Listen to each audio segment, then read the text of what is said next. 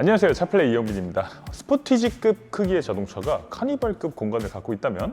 야, 그건 말이 안 되죠. 그런데 그 말이 안 되는 차가 나왔습니다. 바로 기아 PV5죠. 이 차는 그냥 단순한 차가 아닙니다. 이 차는 기아의 사원을 건 차, 기아의 미래, 그 시작이 되는 차라고 할 수 있는데, 오늘 이 기아 PV5를 실제로 살펴보면서 대체 어떤 차길래 이 차를 가지고 기아의 미래라고 이야기하는 건지 살펴보도록 하겠습니다. 기아 PV5 리뷰 끝까지 함께 하시죠.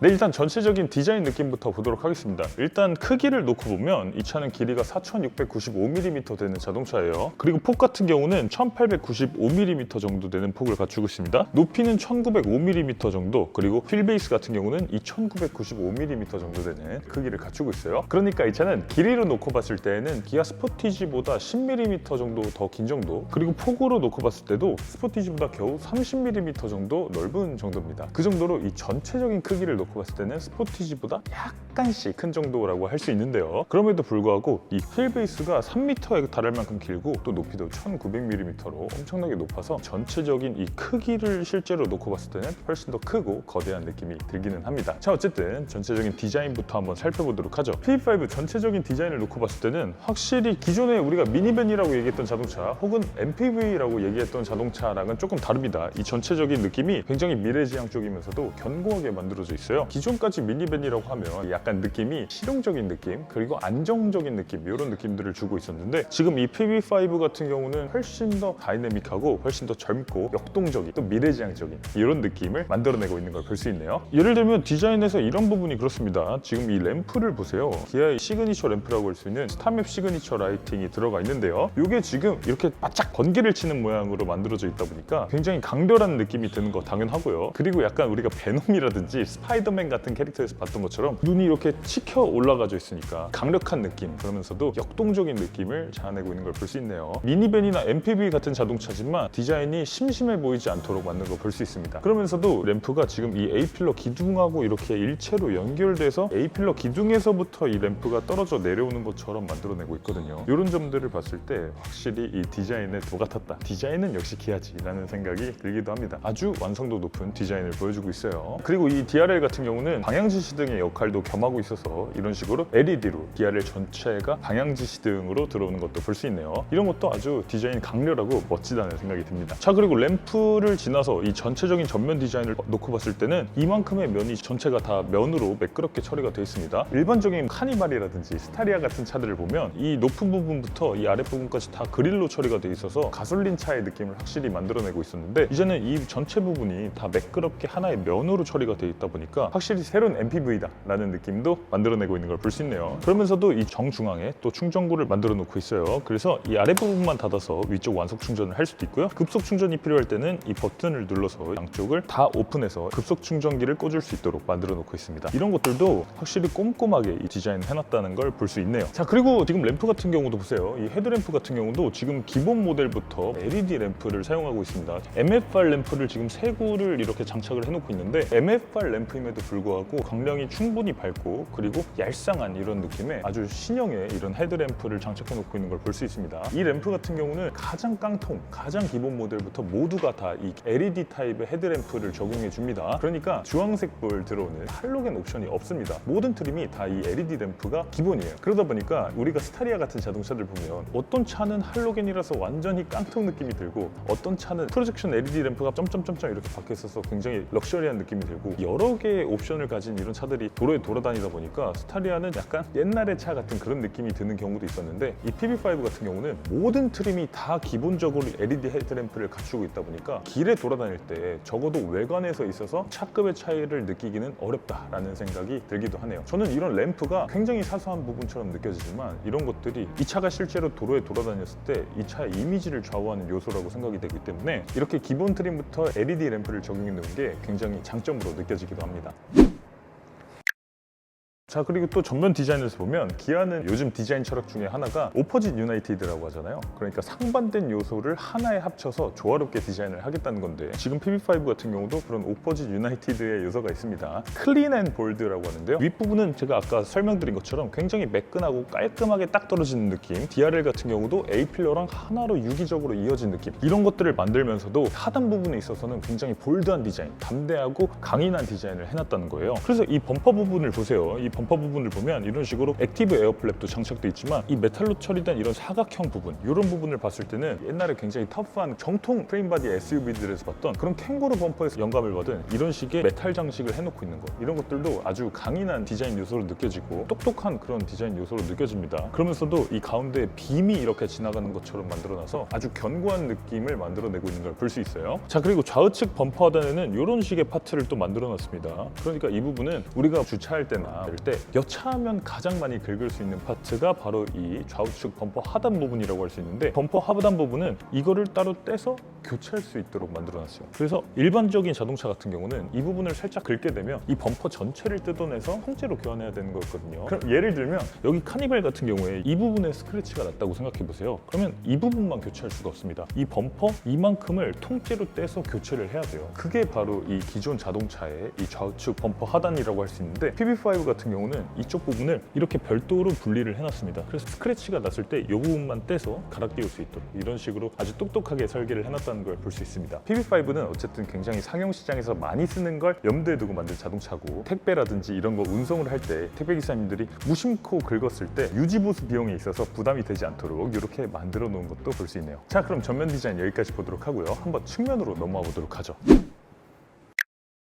일단 측면에서 전체적인 디자인을 봤을 때 벨트 라인이 굉장히 낮게 위치해 있어요. 그래서 이 아랫부분만 도장면처럼 보이고 윗부분은 통째로 다 글라스입니다. 1열 글라스 이만큼이고 2열 글라스도 이만큼이고 3열 글라스도 이만큼이고, 이런 식으로 글라스 자체가 굉장히 크다 보니까 바깥에서 봤을 때도 이 차의 개방감이 굉장히 탁 트여 보이는 그런 효과, 그러면서도 이 차의 실내 공간이 또 커 보이는 그런 효과도 이 외관 디자인에서 만들어내고 있습니다. 이런 부분들도 아주 똑똑한 디자인이라고 할 수 있고요. 그리고 지금 이 하단 부분을 보면 또 도장면으로 처리를 해놓고 있는데, 이 도장면과 이 윗부분이 묘하게 이 투톤처럼 처리가 되어 있습니다. 윗부분은 검정색으로 처리를 해놓으면서 이 차의 디자인이 굉장히 투톤 디자인처럼, 옛날에 되게 인기 있었던 미니밴 있잖아요. 폭스바겐 타입 2라든지 아니면 요즘 ID 버즈 같은 그런 미니밴들처럼 이런 식으로 투톤 디자인처럼 효과를 만들어 놓은 것도 볼 수 있습니다. 이런 것도 굉장히 이 PB5의 디자인이 예쁘게 느껴지는 그런 요소라고 할 수 있네요. 자, 그리고 지금 클래딩 같은 경우를 보면 이런 부분들은 또 도장면으로 처리를 해놓지 않고 플라스틱 클래딩으로 만들어 놓고 있는 걸 볼 수 있습니다. 그래서 이 차는 되게 도심적이고 세련된 느낌보다는 이 차가 만약에 다른 차랑 부딪혔을 때도 나를 지켜줄 수 있을 것 같은 그런 느낌들에 조금 더 집중해서 디자인이 됐다는 걸 볼 수 있네요. 자, 그리고 지금 휠 같은 경우도 이런 식의 디자인을 해놨습니다. 기아의 각종 도형이 조합된 이런 기아 특유의 기아학적인 최신의 휠을 또 장착해 놓고 있는데, 이런 부분들도 확실히 최신의 미니밴 같은 느낌이 들어서 굉장히 마음에 들고요. 지금 그리고 타이어 같은 경우는 21565 16인치 타이어가 장착되어 있는데 라우펜 타이어가 장착이 되어 있습니다. 이 라우펜 같은 경우는 한국 타이어의 저가 타이어 브랜드거든요. 그래서 타이어 성능 자체는 한국 타이어보다는 조금 떨어진다고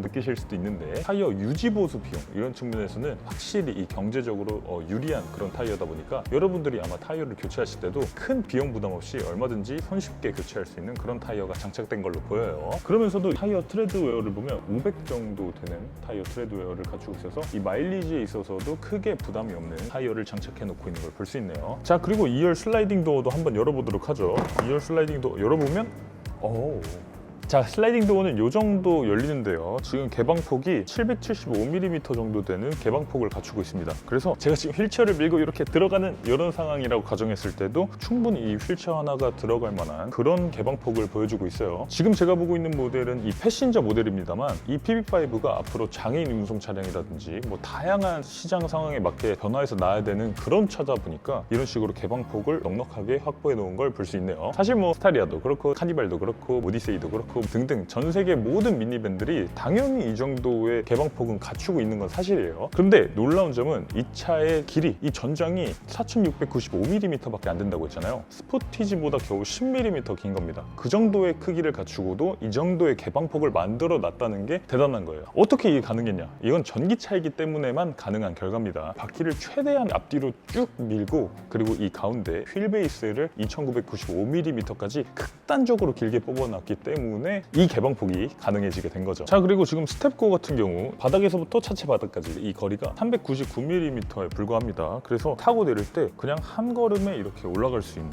이렇게 편하게 이런 식으로 탈 수 있는 이런 아주 편한 스텝고를 갖추고 있는 것도 볼 수 있네요. 399mm 정도의 스텝고면은 일반적인 세단보다는 살짝 높지만 어쨌든 기존의 SUV나 아니면 카니발 같은 미니밴에 비해서도 훨씬 더 낮은 스텝고를 갖추고 있다는 거예요. 그래서 이렇게 오르고 내릴 때, 승하차할 때 굉장히 편하다. 저 같은 성인 남성뿐 아니라 여성분들이나 노인분들이나 어린아이들이 승하차하기에도 굉장히 편한 그런 낮은 스텝고를 보여주고 있습니다. 그리고 타고 내릴 때도 이런 식으로 2열 손잡이도 잘 갖추고 있어서 혹시라도 불편한 사람이 있더라도 타고 내릴 때 이걸 잡고 이런 식으로 편하게 탈 수 있도록 이렇게 만들어 놓은 것도 볼 수 있네요. 2열도 아주 똑똑하게 잘 만들어 놨습니다. 그리고 패신저 모델 같은 경우는 당연히 이런 식으로 자동 슬라이딩 도어가 장착된 것도 볼 수 있네요.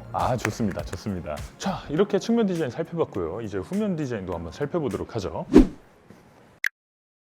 와, 후면 디자인 같은 경우도 스타맵 시그니처 라이팅을 똑같이 갖추고 있습니다. 그래서 이런 식으로 디귿자의 이런 스타맵 시그니처 라이팅 당연히 갖추고 있고요. 또 이게 이런 식으로 LED 테일램프를 기본으로 탑재하고 있습니다. 그래서 실제로 봤을 때 LED 품질이 굉장히 좋아 보여요. 이게 아마 LED 램프가 전체적으로 고르게 나올 수 있도록 이 안에다가 면을 한번 비추고 그리고 이 면을 통해서 보여주고 있는 것 같은데, 이런 것들도 일반적인 상용 차량은 이 테일램프의 품질 자체가 다릅니다. 그래서 이 따라가면서 봤을 때 이 차 되게 고급의 상용차구나 이런 느낌이 들 수 있도록 이렇게 만들어 놓은 것도 볼 수 있네요. 이 디테일을 살펴봤을 때도 저는 승용차에 비해서는 확실히 LED 램프 디테일이 조금 부족하지 않을까 생각했었는데 이런 부분도 품질이 아주 좋게 만들어졌습니다. 그런데 이 방향지 시등만큼은 이런 식으로 벌브 타입의 방향지 시등을 적용해 놓고 있는 걸 볼 수 있네요. 이런 부분들까지 LED였다면 너무 비쌌겠죠. 자, 이런 식으로 스타맵 시그니처 라이팅 테일 램프도 갖추고 있는 거 볼 수 있고요. 전면부와 마찬가지로 램프를 이 기둥에 통합시켜 놨습니다. 그래서 굉장히 자연스럽고 하나로 일체화된 그런 디자인 완성도가 높은 테일 램프를 갖추고 있는 걸 볼 수 있고요. 그리고 이 램프를 양쪽 기둥으로 끝까지 붙여놨어요. 그래서 이 차폭이 더 넓어 보이게끔 하는 그런 효과를 주고 있는 것도 볼 수 있고, 그 사이에 있는 이 면은 굉장히 심플합니다. 그냥 지금 딱 봤을 때 굉장히 심플하게 그냥 면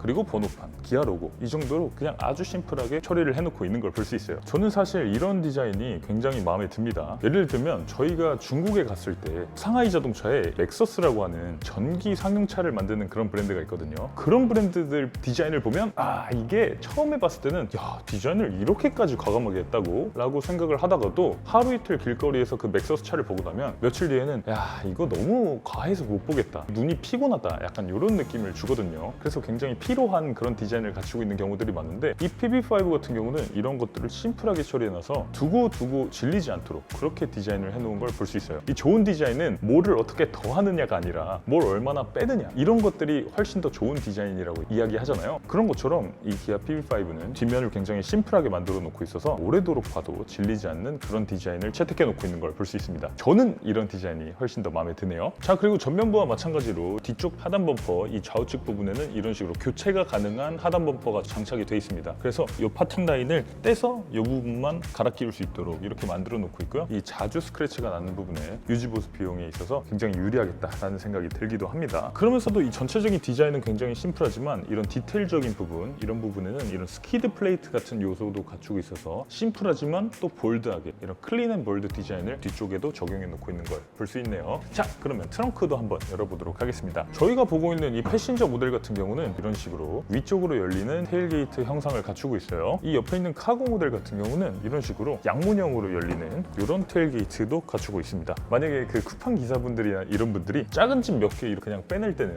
이런 식으로 95도 각도로만 문을 젖혀서 간단하게 작은 짐들을 뺄 수 있도록 하고요. 또 만약에 지게차로 팔레트 같은 걸 이 안에 넣어야 되는 상황이다 라고 하면 이런 식으로 테일게이트를 완전히 개방해서 지게차를 가지고 큰 짐들을 한 번에 밀어 넣을 수 있도록 하는 그런 양문형 테일게이트를 갖추고 있는 걸 볼 수 있네요. 이런 것들도 아주 똑똑합니다. 자, 그리고 카고 모델 같은 경우는 지금 지상에서부터 적재함까지의 높이, 그러니까 이 적재고 같은 경우도 한 419mm 정도로 만들어 놓고 있습니다. 그래서 짐을 넣고 뺄 때 큰 힘을 들이고 막 이렇게 올라갈 필요 없이 그냥 발만 이렇게 올려서 이렇게 짐을 싣고 내릴 수 있도록 하는 그런 식의 낮은 적재고를 갖추고 있는 것도 볼 수 있네요. 현대 ST1에 비해서는 조금 더 높기는 한데 어쨌든 이 정도여도 짐을 넣고 뺄 때 그렇게까지 힘을 들일 필요가 없겠다라는 생각이 들기도 합니다. 자, 이제 이렇게 외관 디자인은 다 살펴본 것 같고요. 이제는 이 안에 트렁크 공간은 얼마나 됐는지 이런 것도 한번 살펴보도록 하겠습니다. 일단 먼저 패신저 모델의 트렁크 공간부터 살펴보도록 하겠습니다. 야, 이 트렁크 공간을 보세요. 진짜 넉넉하죠? 저 같은 사람이 이렇게 들어가서 앉았을 때도 한 2명 정도는 이렇게 충분히 앉을 수 있는 그런 넉넉한 트렁크 공간을 기본적으로 갖추고 있다는 생각이 들고요. 나중에 여기에다가 3열 시트를 장착하고도 공간이 충분히 남을 것 같은 그런 여유로운 공간을 갖추고 있는 걸 볼 수 있네요. 자, 그래서 지금 이 PB5 같은 경우는 트렁크 용량이 1330리터라고 이야기를 하고 있습니다. 이거는 패신저 모델, 그러니까 이 차를 패밀리카로 쓸 때 전혀 부족함이 없고 아주 넉넉하고 웬만한 1, 2인 가구는 이 이삿짐까지 다 실을 수 있을 정도로 넉넉한 그런 공간을 보여주고 있고요. 그리고 트렁크 하단 부분에는 이런 식으로 히든 스페이스도 갖추고 있어요. 그래서 여기 뭐 비상용 삼각대나 V12 커넥터나 아니면 소화기나 이런 것들도 갖추고 있고요. 그러면서도 이쪽으로도 별도의 수납 공간을 갖추고 있어서 여기에 뭔가 숨기고 싶은 것들을 다양하게 숨길 수 있는, 숨긴다고 하면 안 되죠. 다양한 것들을 수납할 수 있는 그런 공간을 갖춰놓고 있는 것도 볼 수 있고, 그리고 이게 끝이 아닙니다. 이 안쪽에 수납 공간이 하나 더 있어요. 이런 식으로 이 수납 공간이 돼 있어서 기아에서는 상품 페이지나 이런 데 보면 여기에다가 이불이나 캠핑용품, 도마, 가스 버너 이런 것들을 여기 장착해 놓고 있는 걸 볼 수 있더라고요. 그래서 저 같으면 여기다가 캠핑을 할 때 필요한 이런 이불을 대놓는다든지 아니면 식기류, 그릴 이런 것들 있잖아요. 뭐 소뚜껑 삼겹살 하는 그런 그릴 같은 것들을 이쪽에 놓고 이쪽에 식기도구나 이런 것들을 수납할 것 같습니다. 그 정도로 아주 넉넉한 히든 스페이스를 갖추고 있어서 아마 이 차를 다용도로 사용하시려는 분들에게 PB5는 최고의 선택지가 될 수 있을 걸로 보여요. 아주 만족스럽습니다. 그리고 여기 차에다가 이런 공간에 뭐 숨겨놓으시는 분들도 계시더라고요. 그런 분들도 이렇게 검사를 당했을 때 요건 몰랐지? 하고 이 안쪽에 한 번 더 숨겨놓을 수 있는 이런 히든 스페이스를 보여주고 있네요. 아주 마음에 듭니다. 자, 그리고 트렁크 공간 이게 끝이 아니죠. 2열 시트를 폴딩하면 이렇게 폴딩을 할 수 있어요. 기본적으로 이 폴드 앤 다이브 기능이라고 해서 이렇게 폴드를 하고 살짝 내려가는 이런 기능을 갖추고 있는데요. 이렇게 폴딩까지 했을 때 이 트렁크 공간이 훨씬 더 확장되는 거 볼 수 있고요. 그리고 여기에 기아가 추가로 제뉴인 액세서리로 평터나 러기지 플로어 같은 것들을 구매할 수 있도록 그렇게 만들어준다고 합니다. 그래서 그게 장착이 돼 있다고 가정해보면 이런 식으로 누워서 차박을 하거나 좀 쉴 때도 아주 편안하게 쉴 수 있을 것 같은 그런 공간을 보여주고 있네요. 이 정도면 슈퍼 싱글 침대 정도 사이즈는 되는 진짜 침대 같은 데 누워서 쉬는 것 같은 그런 느낌을 느낄 수 있을 걸로 생각되기도 합니다. 자, 이제 PB5 패신저 모델의 트렁크 공간은 살펴봤으니까요. 이제 카고 모델로 넘어가서 이 카고 모델의 폭은 어느 정도 되는지도 살펴보도록 하죠.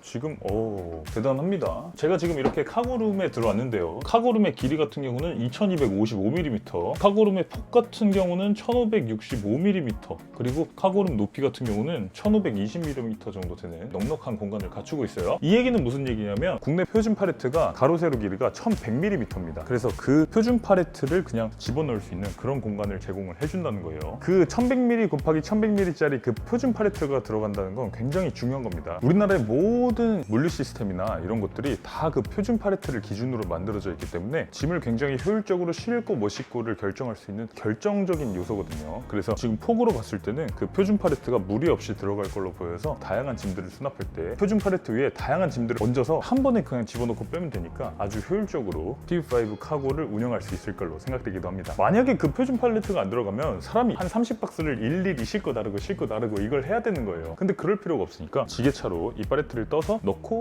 빼고 이런 식으로 할 수 있어서 인건비 절약이라든지 이 시간 절약이라든지 이런 부분에서도 아주 큰 장점이 있을 걸로 생각되기도 합니다. 그리고 지금 높이 같은 경우도 1520mm 되는 이 높이를 갖추고 있는데 저는 키가 185cm라서 허리를 많이 숙이는 이런 자세가 나오긴 하지만 아마 많은 분들이 적당히 숙여서 넣고 빼고를 할 수 있는 그 정도의 높이를 갖춘 걸로 보여지기도 해요. 스타리아 카고 같은 경우는 이 높이가 1440mm 정도 되거든요. 그래서 스타리아 카고 대비해서도 훨씬 더 카고의 높이가 더 높다라는 것도 알 수 있네요. 이런 것들도 이 PB5의 아주 큰 장점이라고 생각되기도 합니다. 네, 그럼 PB5 카고의 이 공간까지 한번 살펴봤고요. 이제는 실내로 들어가기 전에 엔진룸에는 어떤 것들이 있는지, 이제 엔진룸이 아니죠. 이 P룸에는 어떤 것들이 있는지도 한번 살펴보도록 하겠습니다. 자, 이렇게 열면 에이, 설마 가스리프트 기대하신 거 아니죠? 이런 식으로 꼬챙이를 세워서 고정할 수 있는 이런 리프트를 갖추고 있고요. 지금 이 안쪽을 들여다봤을 때는 일단은 당연히 이 앞에 공간을 보시면 아시겠지만 트렁크라든지 그런 건 없습니다. 그래서 지금 여기 보면 냉각수 있고 워셔액 있고 12V 배터리 있고 그리고 저 안쪽에 보면 모터, 인버터, 감속기가 하나로 합쳐져 있는 파워 일렉트릭 모듈이 갖춰져 있는 것도 볼 수 있습니다. 이 차는 기본적으로 이 EGMP S 플랫폼이라고 하는 EGMP의 서비스 버전 플랫폼을 갖추고 있다 보니까 모든 것들이 다 이 앞쪽에 위치가 돼 있고 이 뒤쪽 부분은 완전히 평탄화를 해놓은 그런 것들을 볼 수 있네요. 이런 것들도 PBV를 위해서 처음부터 꼼꼼하게 설계가 됐다는 생각이 듭니다. 자, 그래서 지금 전륜 모터 같은 경우는 최고 출력 163마력을 발휘하는 모터가 장착이 되어 있습니다. 그리고 지금 패신저 모델 같은 경우는 기본적으로 롱레인지 모델만 제공이 됩니다. 그래서 71.2kWh CATL의 각형 셀트팩 배터리가 장착이 되어 있고요. 1회 충전으로 주행 가능한 거리는 358km를 주행할 수 있다고 해요. 이 정도면 기아 EV3 스탠다드보다 조금 더 멀리 갈 수 있는 정도의 그런 배터리 용량을 갖춘 것도 볼 수 있습니다. 일단 출력이 163마력이라고 하니까 그렇게까지 넉넉하진 않고 아마 딱 맞는 정도의 출력을 보여줄 수 있을 걸로 생각이 되는데 이런 것들은 내일 시승을 통해서 조금 더 살펴보도록 하겠습니다. 이것만 보시면 안 되고 내일 시승 영상까지 꼭 챙겨보셔야 돼요. 자, 그리고 지금 봤을 때 이 P룸이 굉장히 짧잖아요. 사실 거의 이전에 본 거보다도 짧은 것 같아요. 저는 바퀴에서부터 이 앞에 범퍼 끝까지의 거리, 이 프론트 오버행이 극단적으로 너무 짧아서 이거 충격이 일어났을 때 괜찮을까라는 생각이 들긴 하는데 기본적으로 PB5 같은 경우는 본 거보다는 그래도 안전할 걸로 생각되긴 합니다. 물론 충돌 테스트 결과를 저희가 직접 살펴봐야 알겠지만 일단 기본적으로 이 플랫폼의 형상을 봤을 때 여기에 아무리 온갖 부품을 때려 넣었더라도 이만한 엔진의 크기가 필요가 없다 보니까 이 앞쪽에 충격을 이쪽으로도 보내고 이 위쪽으로도 보내고 양쪽으로도 보내고 하는 이 충격을 분산할 수 있는 이 다중 골격 구조를 갖추고 있기 때문에 아마도 충격이 일어났을 때 그래도 봉고보다는 안전할 것이다 라는 그런 것도 확인을 할 수 있네요. 봉고는 여러분들 아시겠지만 1톤 경상용 트럭이라서 그거는 충돌 테스트도 받지 않았습니다. 그거 굉장히 위험한 차예요 사실은. 자, 그래서 P룸까지 살펴봤고요. 이제 실내로 돌아가서 실내는 어떤지도 살펴보도록 하겠습니다. 자, 1열로 들어보도록 할게요. 여기도 손잡이를 갖추고 있어서 이런 식으로 쏙 들어올 수 있는 이런 당연하지만 꼼꼼한 기능들을 잘 갖추고 있고요. 자, 일단 1열에 들어왔을 때 가장 놀라운 부분, 여러분들 꼭 살펴보시고 여러분들이 진짜 많이 기대하시는 부분은 바로 이 디스플레이죠. 완벽한 이 16:9 비율의 이 12.9인치 디스플레이가 장착이 돼 있어요. 현대기아 최초로 이런 디스플레이가 적용이 됐습니다. 그리고 이 안에 보면 지금 그래픽도 기존의 현대기아 거랑은 완전히 다르죠. 아이콘 형태를 보세요. 이런 것들은 현대기아에서 그동안 본 적이 없던 형태입니다. 그리고 지금 UI UX 같은 경우도 완전히 새로운 PB5만의 UI UX가 적용이 된 걸 볼 수 있어요. 여러분 혹시 이게 그 플레오스 커넥트라고 생각하셨나요? 아쉽지만 이거는 플레오스 커넥트는 아니고 PBV 인 비히클 인포테인먼트라고 하는 이 PBV IVI라는 겁니다. 이 차가 플레오스 시스템이 정립되기 훨씬 이전부터 선행적으로 연구가 되고 개발이 되었던 그런 모델이기 때문에 여기에 들어간 건 플레오스 커넥트가 아니고 그 이전 버전의 모델이다. 이 플레오스 커넥트의 미리 보기 정도 되는 그런 시스템이다 라고 생각하시면 될 것 같고요. 뭐야, 플레오스 커넥트가 아니네.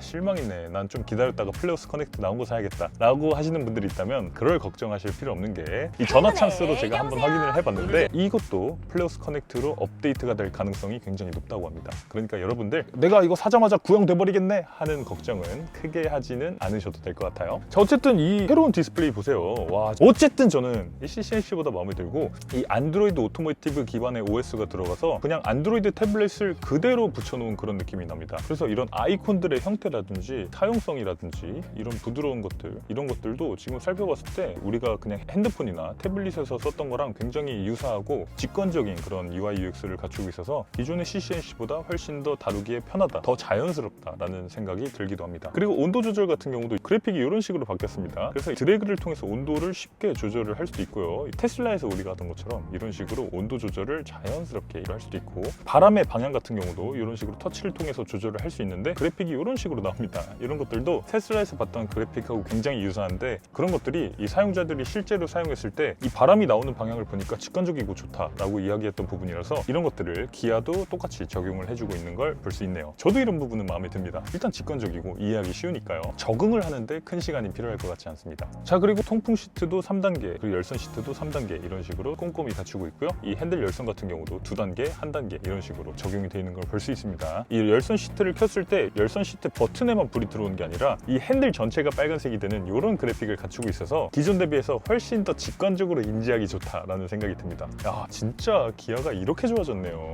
아주 좋습니다. 그래서 기본적인 온도 조절은 굳이 이 안쪽으로 들어갈 필요 없이 이 바탕화면에서 바로 이런 식으로 조절이 되지만, 이걸 터치하면 이런 식으로 더 디테일한 부분도 설정을 할 수 있다는 거 여러분들 알고 계시면 좋을 것 같아요. 그리고 지금 이 디스플레이 같은 경우는 멀티태스킹 기능도 지원을 합니다. 그래서 이런 식으로 내비게이션을 켜놓은 상황에서도 한쪽 화면을 분할해서 이런 식으로 오디오를 듣는다든지 아니면 뭐 다양한 앱들을 사용할 수 있도록 이렇게 분할 화면을 지원해 주는 거, 이런 것도 PBV IVI의 특징이라고 할 수 있고요. 이런 것들은 앞으로 플러스 커넥트라는 인포테인먼트 시스템이 들어오면서부터는 3분할까지도 기능들을 제공해 줄 걸로 기대가 됩니다. 자, 그리고 PB5에서는 현대차 그룹 최초로 앱마켓이 들어왔습니다. 그래서 이 앱마켓을 누르면 지금은 PB5가 정식 런칭을 한 다음에 이 기능이 제공이 될 것이다 라고 이야기를 해주고 있는데요. PB5의 이 최초로 들어온 앱마켓 같은 경우는 제3자가 개발한 앱을 여기서 다운받을 수 있다는 겁니다. 그러니까 이 차를 뭐 상용차로 쓰시는 분들, 뭐 CJ 대한통운 앱 같은 걸 다운받아서 내 운행 기록 같은 것들을 여기서 바로바로 기록을 할 수 있고요. 아니면 뭐 네이버 앱을 다운받는다든지,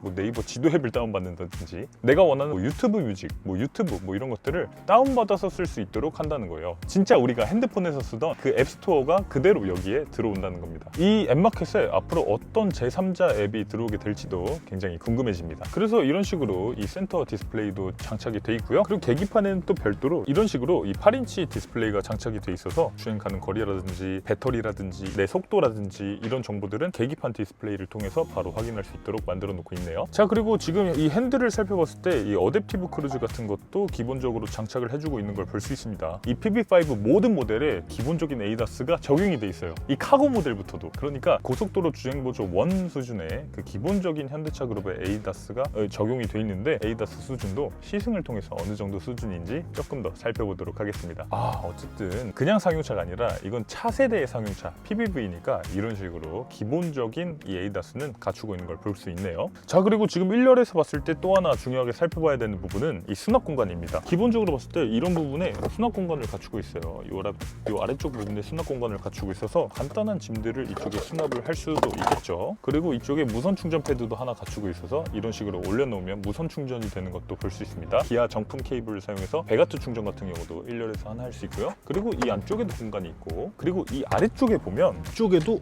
이런 식으로 수납 공간을 제공을 해주고 있습니다. 이 안쪽에는 타이어 모빌리티 키트라든지 이런 것들을 간단히 수납할 수 있을 만한, 그리고 이 정도 크게 맞는 간단한 물병이라든지 이런 것들을 수납할 수 있을 만한 그런 공간을 제공해주고 있는 것도 볼 수 있네요. 야, 이걸 개발하신 분들이 이 차에다가 뭘 많이 수납도 하고 싶으셨던 것 같고, 또 이 차를 패밀리카로 가장으로서 운영을 하시면서 뭔가 좀 많이 숨겨놓고 싶으셨던 건가 라는 생각이 들기도 하는 그런 다양한 수납 공간을 보여주고 있기도 하네요.